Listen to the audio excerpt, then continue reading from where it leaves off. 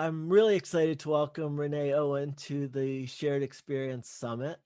Renee is in academia, but she also has a background in business and a lot of interesting experiences to share, including her recent interests in sociocracy and some other theories and models for humans and organizations. So, uh, Renee, can you just start with kind of your trajectory, why you chose to settle in academia and what you were doing before this point? I sure can. Yes. It's been not a straight path. It's been a crooked path, delightfully so challenging.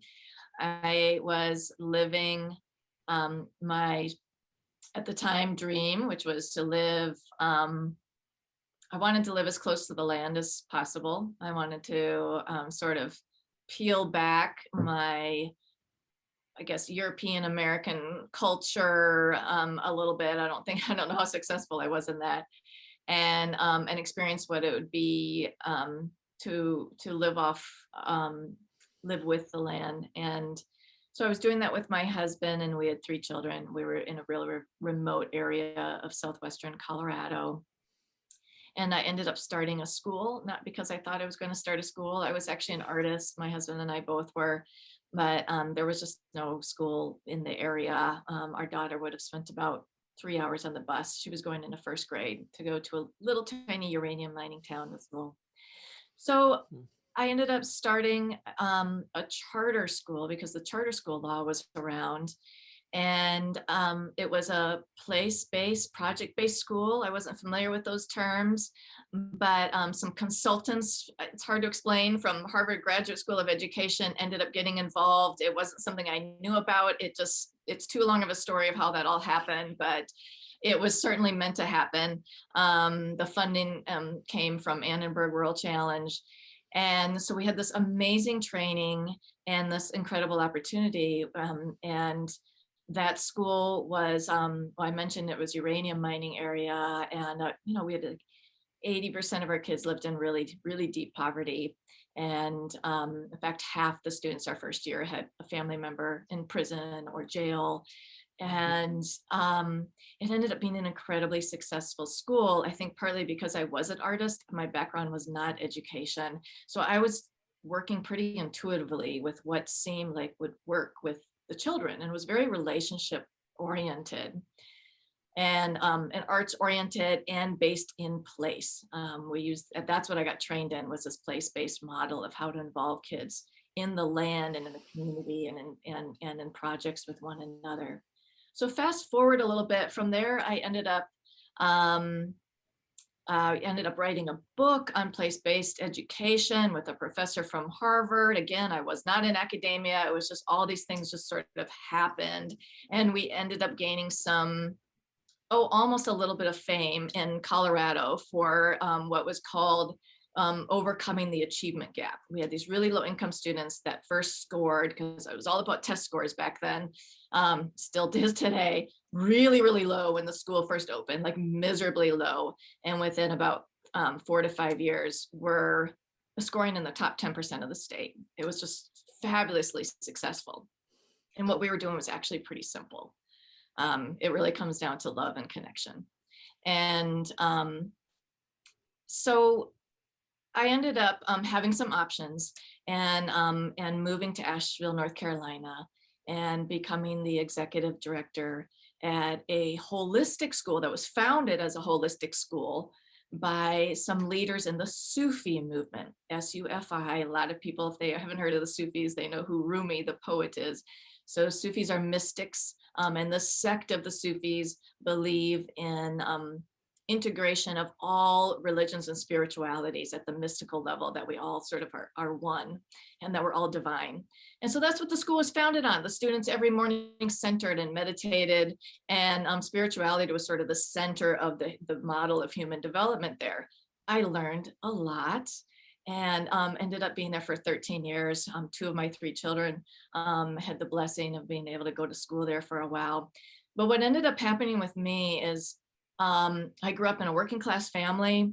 When I started the charter school back in Colorado, my husband and my family, we were living in a 1972 trailer. We didn't have running water sometimes. We often didn't have hot running water.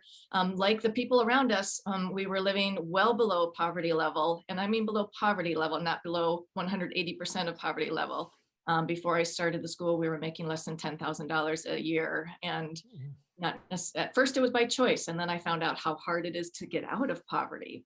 Mhm. Um, and so I really had a yearning to get back into public school. I felt that was my calling, and that I just couldn't remove the idea that this idyllic school, it was called Rainbow Community School in Asheville, North Carolina, that our students were in, although we offered a ton of financial aid and had people from many demographics, including people who lived in housing projects there, it wasn't enough. Every child should have an opportunity to go to an incredible school.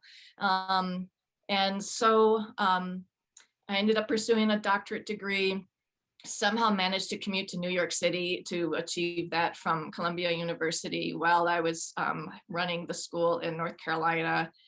And I'm so glad that I did that, because it provided me the credibility and the credentials I need to go back into public school, but yet in the higher ed level. So now at Southern Oregon University in Ashland, um, Oregon, I have the honor and privilege of working with people primarily who are becoming principals, also people who are becoming teachers, but mostly people who are becoming our new leaders in education, in about 13 school districts that cover Southern Oregon.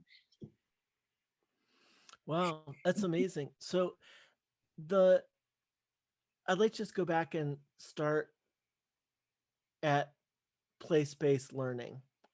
We, for our audience, to give them a little context, um, they've met Four Arrows and understand a little bit about cat fawn, and fawn is fear, authority, words, and nature.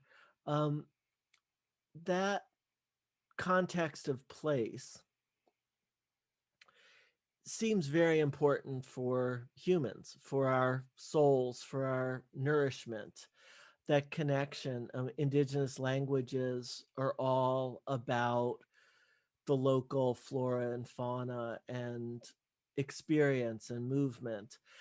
How much were you able to get underneath, behind, around the broader culture and society of industrialization, separation, transformation, transportation, um, isolation, the whole sameness of our global world to support the children and really getting rooted in place and experience? How did that actually work? Well, in that case, place-based education was, I'm going to say easy, natural might be a better word, fit for such a rural and remote area. So our students, though most of them lived in trailers, for instance, one family lived in a army tent. They they were close to the land naturally. And this was like borderline before the internet as well. I mean, the internet was around, but it wasn't a part of school life, and it wasn't a part of most families' lives, especially not those families. And so, they are maybe, they're in their daily life to take out the trash. They're experiencing, an eagle flying overhead, and the nature was just there.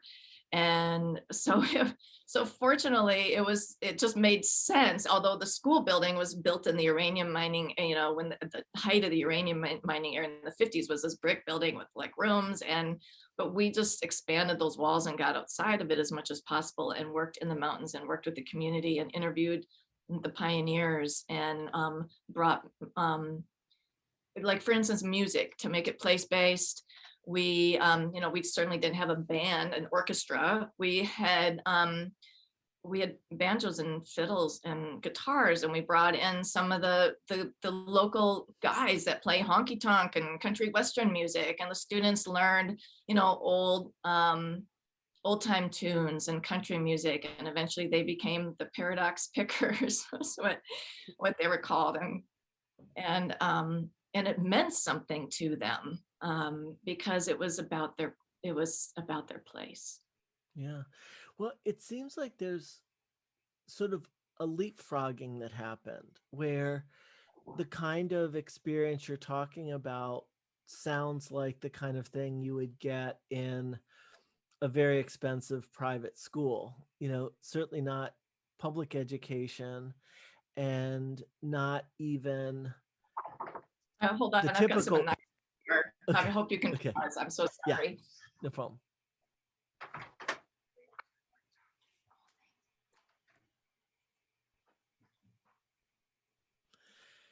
Yeah, this will be edited. So, um, it seems like there's a leapfrogging that happened where, um, because of the charter school language, um, because of the regulations that supported it, these children who did not have much in the way of wealth were able to get an experience and an education that really wealthy people couldn't even have paid for, like that doesn't even exist in many places. um, ha- have you followed up or maintained, or is there any, I'm curious as to what how that education might have Oh yeah. Oh, supported them. Yeah. yeah, it's been amazing, and easy to follow up, even though I moved to Asheville, North Carolina, this entirely different existence. And even though Facebook wasn't quite connecting people yet, to use Facebook as an example, I had students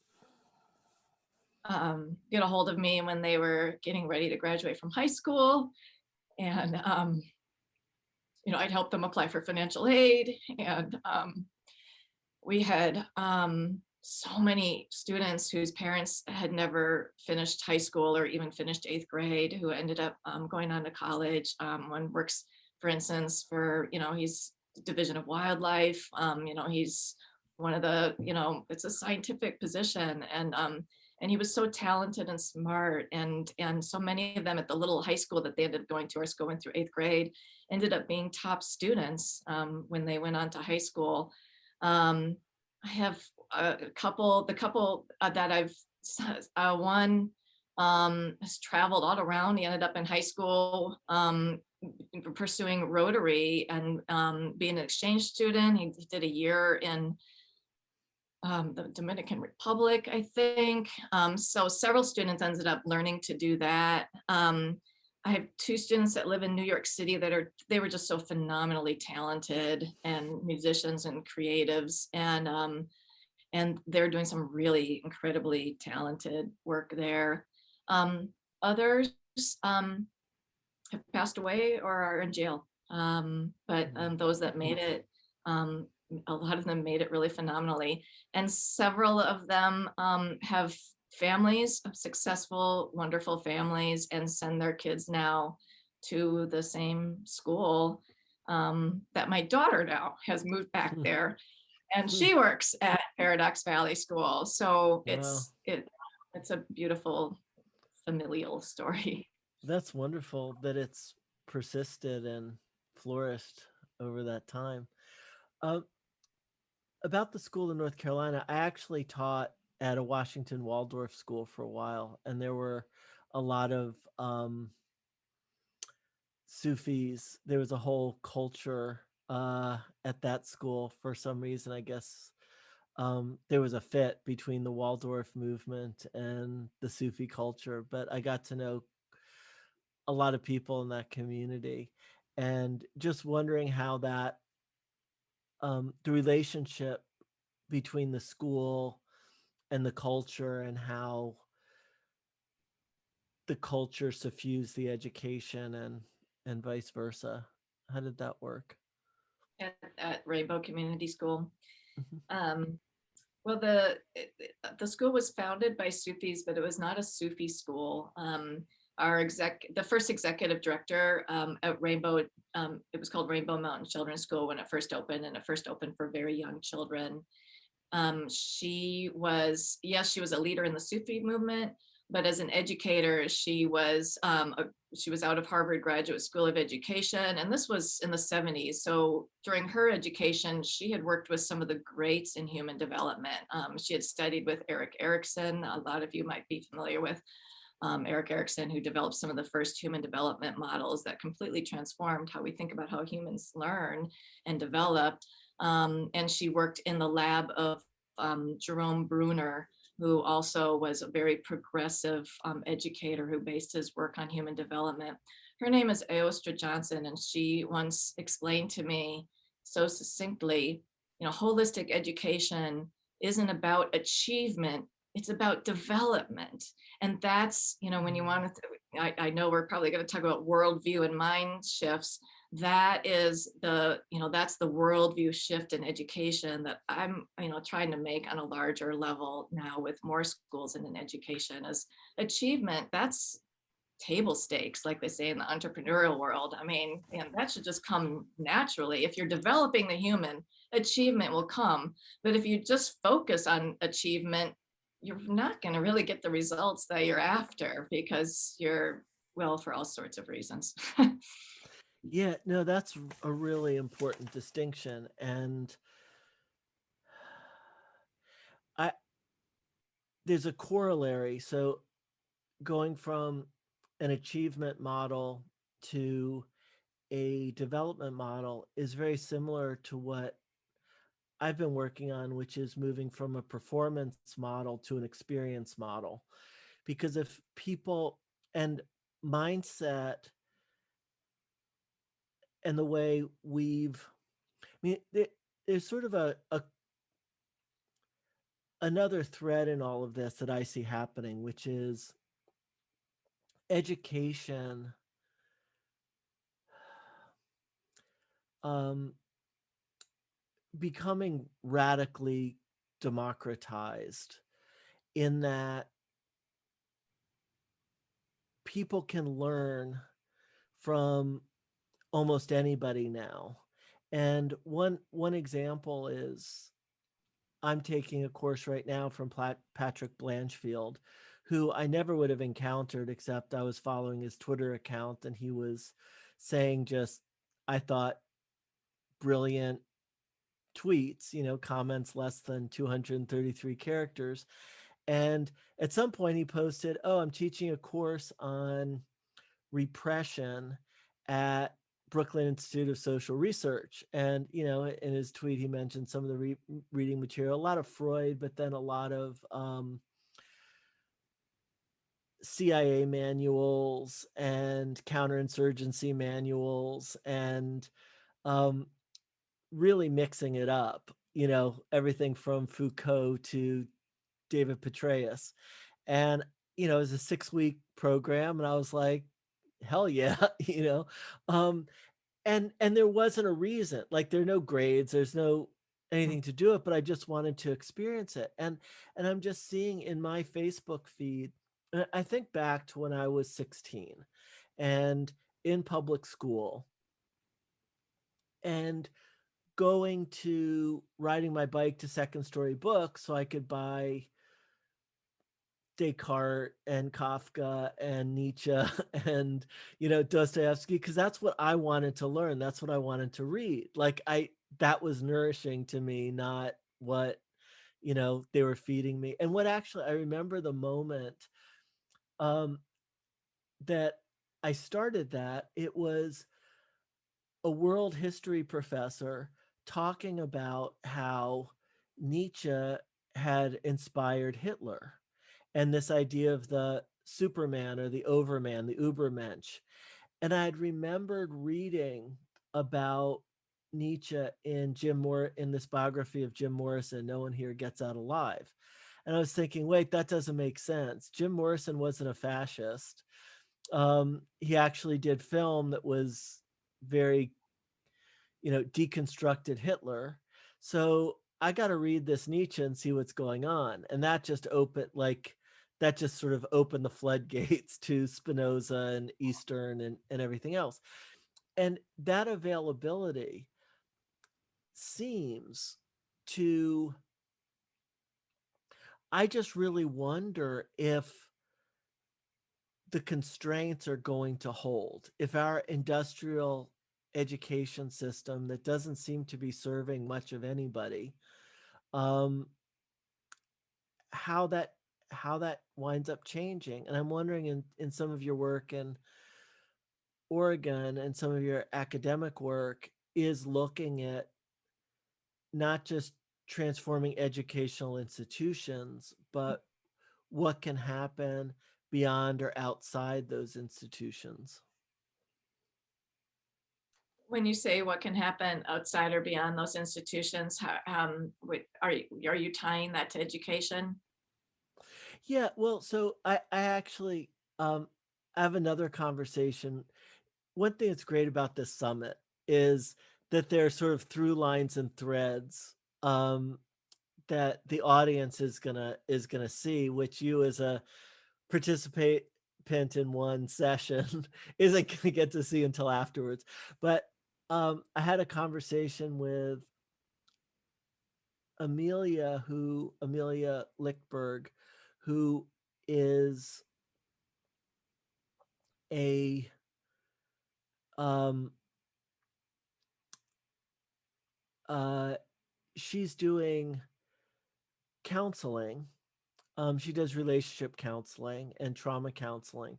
But in Oregon, or in the Portland area where she lives, there was just this law that legalized psychedelics for therapy.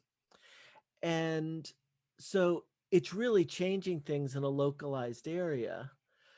But once the cat's out of the bag and these things start changing, I'm just wondering, I mean, you've had experiences that were,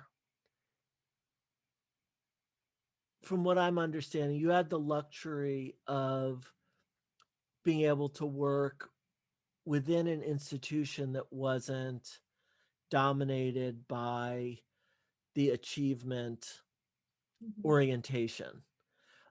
So one of this was place oriented, the other one was development oriented.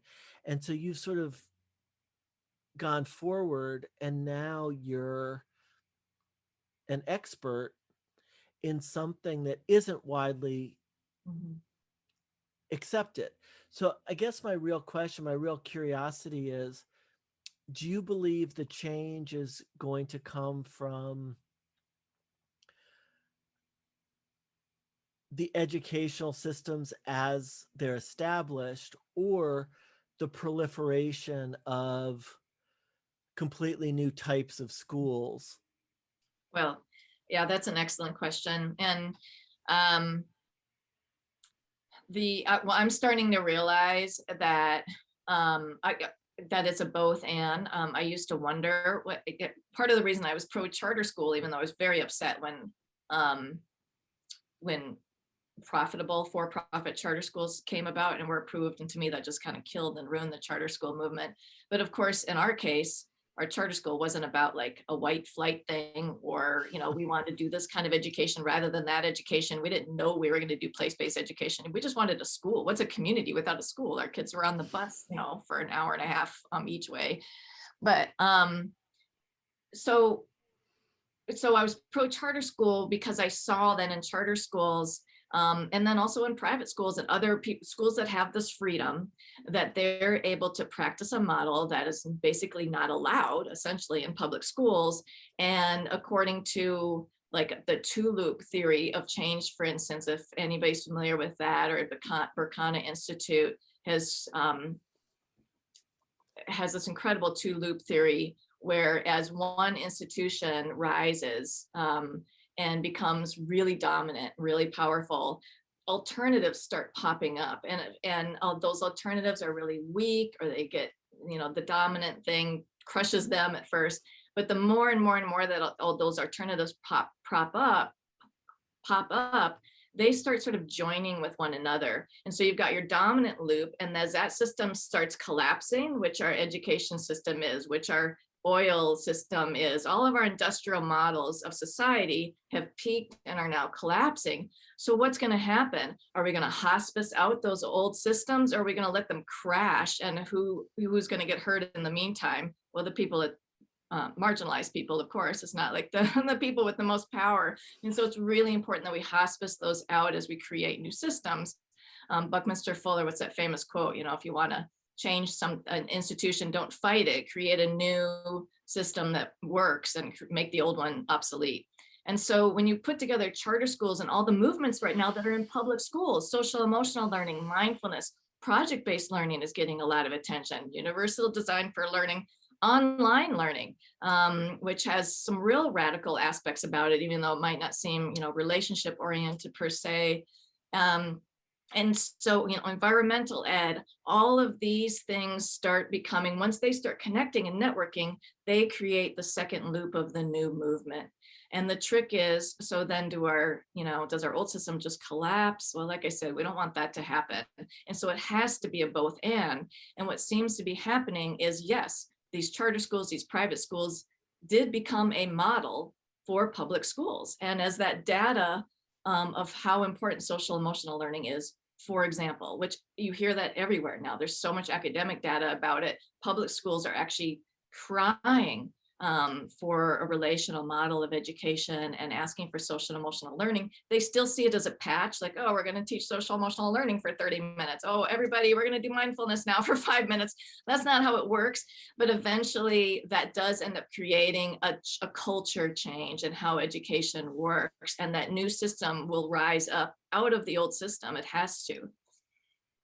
Yeah, super cool. It reminds me of something my friend Howard Teich always talked about is in alchemy, once a vessel is contaminated, it really can't be, it's done. You need to start with a new hermetically sealed vessel and um, nourish it and grow something. So it does sound like sort of in a nutshell, it is both and. It's not going to be um, the educational system is going to somehow be completely revitalized as it is, but these experimental systems that wind up flourishing um, will allow for a graceful degradation or hospicing of the current system. So it does sound like you're an optimist about the future of education. I am now. I'm so glad I got back into public education. I might not have been, because Mm. I see educators wanting this, and that's partly why I'm an optimist. And ultimately, the people in education are generally really well-intentioned people who want to make a difference in the world, and that's partly why Yeah. I'm optimistic about education. They weren't trying to be bureaucrats, even though many of them have become bureaucrats. And so they end up, even the higher up bureaucratic systems, the state and federal level, um, often do end up listening to what's rising up from the lower level. And we have things like restorative practices and restorative justice, for instance, that as public schools that start implementing a system like that, which essentially says, no, we're no longer going to do punitive discipline. We're going to listen and tell stories and collectively make decisions about how we're going to help one another and support one another when we're in trauma and pain. That fundamentally changes education, along with Mm. social emotional learning and all those things I was listening. And so I do believe that these systems are going to rise up within the current educational system if some other things are in place, and would that have to do with larger society. That's maybe where um, Yeah. I mean, the way I was just seeing it as you were explaining that is that the educational system really is a mirror of the larger society, the values in particular. Because if you are in a fear-based competitive system in the broader culture, then you're going to want the children to be achievement and performance oriented. The whole no child left behind. Well, where's everybody going? Why do I want to go there? Maybe I want to be left behind. Um, to now with an acceptance of neurodiversity, for example, and lots of different, you know, learning styles and approaches and experiences, really experiential learning. There's another mentor who's very much a part of this summit. His name's K. Bradford Brown. He's passed on, but there are a couple of people who studied with him who are part of the summit. Um, he said, "Experience is the thing. Understanding is really the booby prize." So if you went through an experiential education and you're able to embody the wisdom and the principles, and once you're outside the education system or have graduated, you're still practicing in a similar way to what you practiced during that, it's a whole different thing than I've learned these things and it's about applying this formula or this, you know, piece of literature or this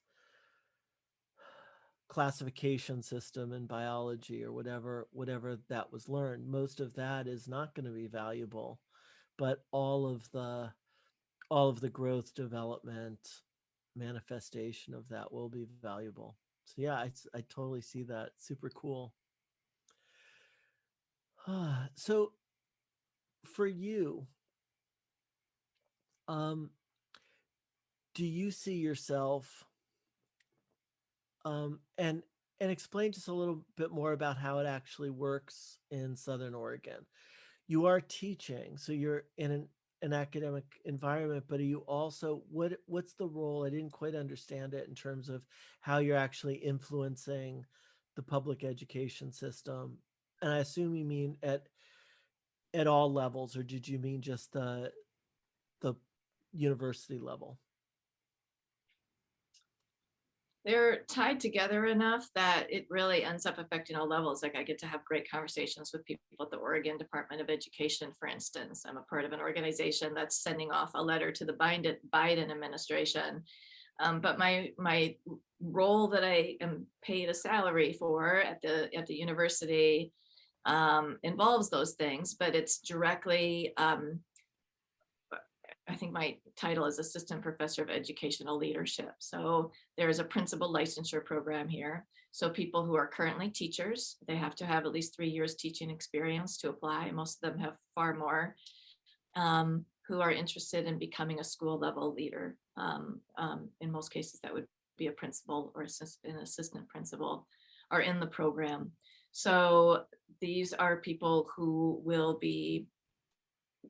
have a huge hand in developing the vision and the Mm, practices in schools, and in an area, and it multiplies fairly quickly. And these are also are people who are interested in staying in the area. They're living here, they're working here, and so I see how much the university has an effect on, on the teachers and the leaders here.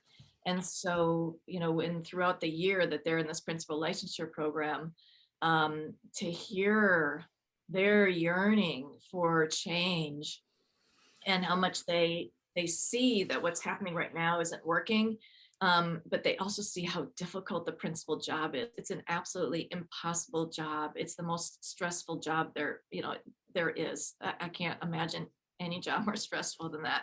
The amount of skill that you have to have and the conflict that you deal with constantly and the higher level cognitive thinking that you have to do and the systems and the laws that you're dealing with, they're extreme.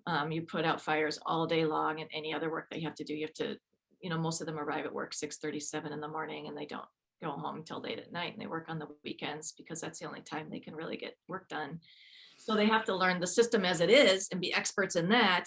And then how do you have time to be a change leader on top of that? And that's the work that we're constantly doing, is understanding how you make change at the cultural level. How do you change the culture in a school?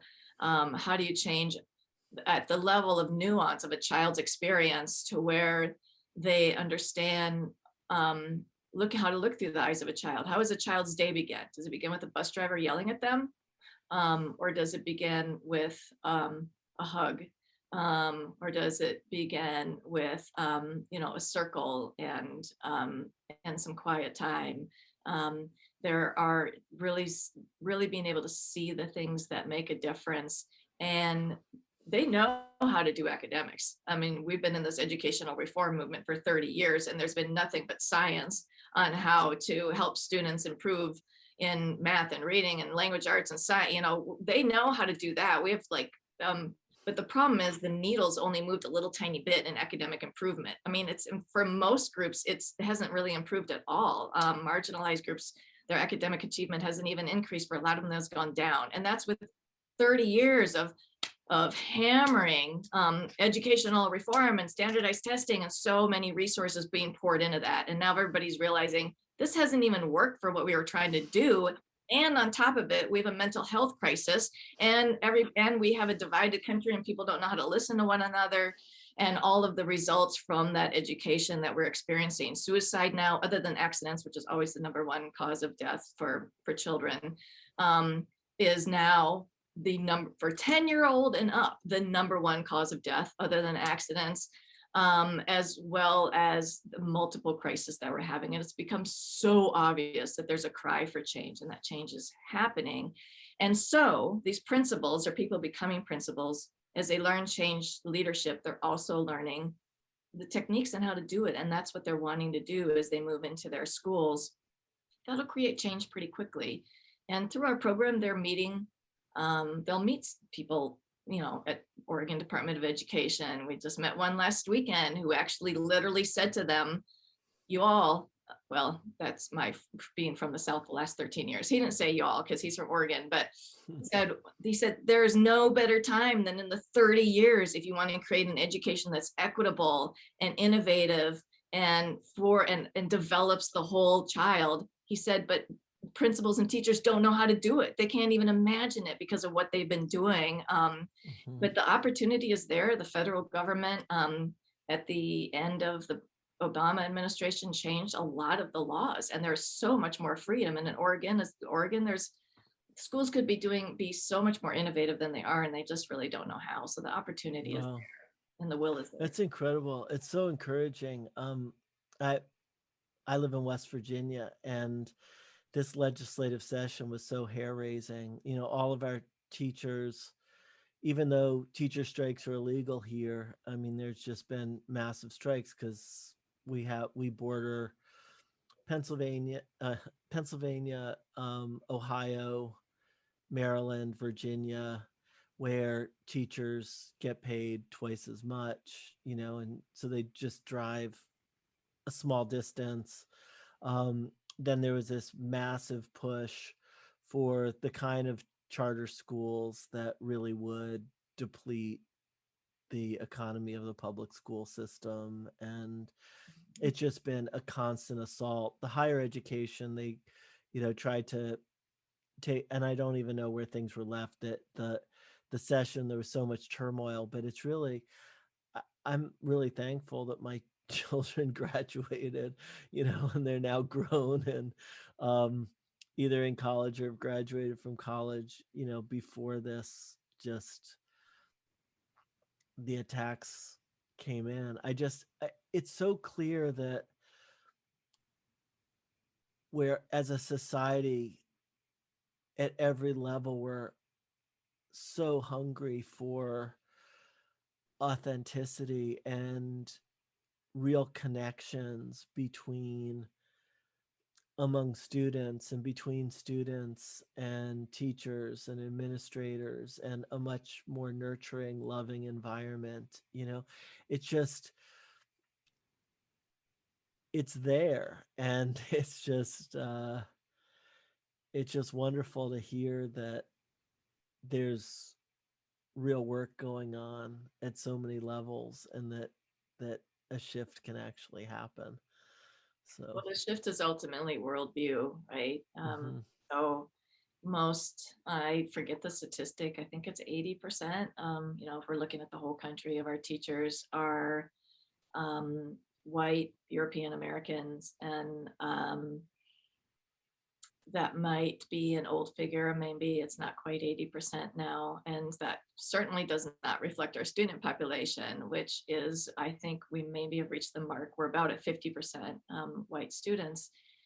And so part of the gift of the incredible advancement in diversity, especially racial diversity, that's come into our schools in the past 30 years, is that that the old industrial era model of European American culture and worldview is not working with students who are coming from different racial backgrounds and different ethnicities, who have often a more collectivist worldview, or they don't want, it's not right in their culture to be like singled out as like the top competitor or the best student. Like they're thinking like, no, like we're all here as a Right, group. And community, yeah. things that white teachers just think, of course you want this, and of course you want to dominate, and of course you want to be the top of your class. And so there we're starting, so I'm trying to help teachers make this shift in worldview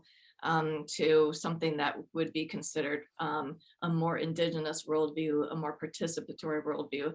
But I'm a European American, and I don't know if I'll ever fully make that shift myself. Yeah. Um, Well, what's so I just want to challenge that a little bit, because it wasn't, in Ireland, Scotland, France, you had the Druids. I mean, there were indigenous cultures. There was in the Black Forests of Germany, there are indigenous cultures. In Lapland, there are indigenous cultures.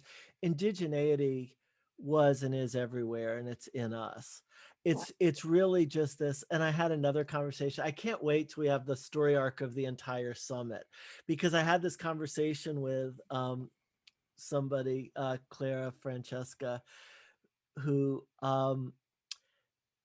talked about this experiment of the dominant worldview as just that. It's like, okay, we've experimented with this for a couple of millennia now. We've realized that we can still exist, but it's not a lot of fun. And we've pretty much wrecked our planetary ecosystem, which is now on the verge of collapse. So we can just make the choice to go back to the other worldview. And that was actually very refreshing, because it is true. It's just because um, on the surface, you present as European, on the surface, I present as Ashkenazi Jew. It doesn't mean, it really doesn't mean anything in terms of what choices you make. And that, to me, what was so refreshing about working with Four Arrows, is that it really is a choice, just like your mindset is a choice, just like almost everything is a choice. It's just the big challenge is inviting many, many, many people to choose the same thing without, or choose something that is supportive of them, choosing a shift when what has been so enculturated is fear. I mean, that's ultimately, this is all based on that Roman national security state model. And even everything we say, the safety of our students comes first. Well, if that was the case, then yeah, just lock them up. It really isn't about safety. It's about experience. It's about development. Development isn't safe. Ideas aren't safe. Change isn't safe. Life isn't safe. Relationships aren't safe. Well, what is safe is, well, I'm just fascinated with, the neuroscience is another reason for the change again, and that we've headed toward, in the past 20, 30 years. as this educational reform movement was doing this measurement punishment model of supposed advancement that didn't advance anything. So one of the other things that was creeping along was our understanding of the brain and the science that we have now to understand it much better. And so now we understand that being in relationship with one another doesn't just feel good. It's not just woo woo. It's not just something that we do when, if we have time for it. But right now, let's get back to math. That we really cannot learn unless our brain feels safe. So yes, Right. safety is paramount, and we Right. It's just, don't feel yeah. safe unless we belong, because going back to the Druids and even further back, we are tribal people, and are, anthropologically, evolutionarily, we lived in tribes, small groups of people where everybody knew each other, where we knew that we belonged. And if we were not a part of the tribe, if for some odd reason we were kicked out or lost, or especially as a child, can you imagine? There was danger. It was the same as a death sentence. To not belong to the tribe was the most fearful thing that could possibly happen to you. It was almost certain death. And that is still, our brains are still telling us that is the biggest danger that there is not Yep. belonging. And so the new educational model is always establishing and renewing our sense of belonging. And that's what That's creates a so safe. wonderful. That's so wonderful. And I'm so glad you brought that up because it was, it's this obsession of protection and the type of safety that is really just fear based, which is that, guards and metal detectors and, exercises to, you know, ducking, just like we did. We did duck and cover because of nuclear war, and now they're doing duck and cover because someone could come in with a assault rifle. It's that does get people, and all the little microaggressions and competitions and put downs immediately get people into the sympathetic nervous system and out of the learning development growing. um, and I totally see that it's a true safe place, a true sense of belonging, comfort, um, the ability to comfort yourself, the ability to be easy on yourself, to, and learning how to do that is, I can totally see that that is a huge thing that's missing. Well, Teachers are learning how to do that, and that's becoming, I think yeah. it's really on its way to becoming the norm in classrooms, is learning how to not just have that sense of belonging, but on top of it, you have to actually heal trauma, because most of our children, most people are traumatized. And whether, and white people just as much or more so than anybody else.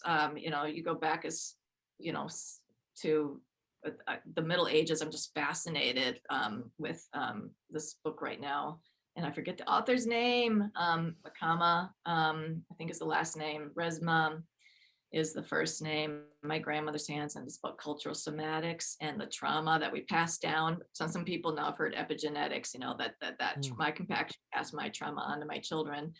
Well, think about indigenous people, you think about 7 generations, and you go back as far as the Middle Ages. Yeah, we might have been Druids before that. Those of us who are, European American or from the British Mhm. Isles or whatever. But then the Middle Ages came, and it was just this incredibly brutal time where, whether you were the dominant people who were inflicting that brutality, or whether you were standing by and watching because there was nothing that you could do about it, everybody was experiencing this horrible, violent trauma that has just been passed on and passed on and passed on. And so we all have a lot of healing to do, and schools are Mm. about the best place to do it, because it's a place that people still gather in groups and in tribes. Yeah, it's so interesting. Well, this was an incredibly fascinating conversation. I really didn't know what to expect, and it's such a it's such a fitting piece of this overall picture that we're presenting in this summit. So I really appreciate your joining us and sharing all of your wisdom and really some profound gifts. So thank you so much. David. Thank you for sharing your incredible gifts. You're beautiful and generous. Uh,